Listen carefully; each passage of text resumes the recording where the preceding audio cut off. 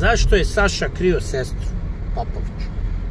Šta se desilo sa kućom? Zašto je odjednom ona stavljena na prodaju? Sve su to stvari koje nikom nije jasno. A sad pogledajte ovaj jedan detalj od 40 sekundi u kojem sestra okreće glavu od ovih kumova, kumica, a kako se Suzana ponaša. Jako čudno. Nikom više nije ništa jasno šta se to desilo. I zašto sada sestra napušta zemlju? Sve pogledajte.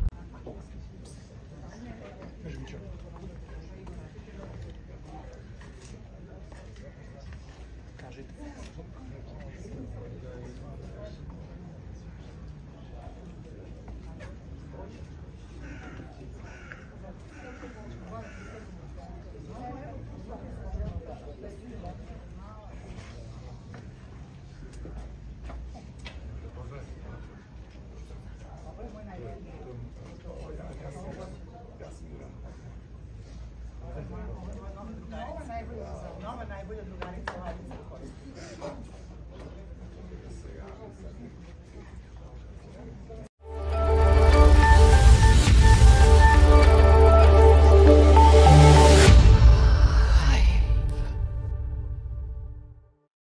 Pevačica Zorica Marković ima 2 sina, Dejana i Iliju, koji se retko pojavljuju u javnosti, a koji su njen ponos. Pevačica je tada napustila rodno mesto kako bi pravila pevačku karijeru.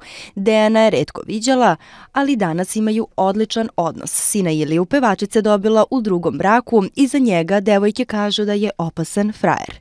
Inače, Zorica Marković početkom ove godine izgubila svoju životnu ljubav, prvog supruga Nedeljka Bracu Zatezalo, sa kojim ima sina. Naime, njen prvi suprug preminuo je 30. januara nakon kraće i teške bolesti, a pevačica je sada smogla snage da progovori o njegovoj smrti. On je bio najlepši deo mog života. Mi nismo mogli skupa, ali smo ostali u dobrim odnosima. Imamo našeg sina. Fokusirala sam se na sina jer je njemu jako teško, što je i normalno. On se jako teško s tim suočava. Brace je bio jedan veliki gospodin i legenda u ovom gradu. Ilija treba da nastavi dalje, rekla je u jednoj emisiji.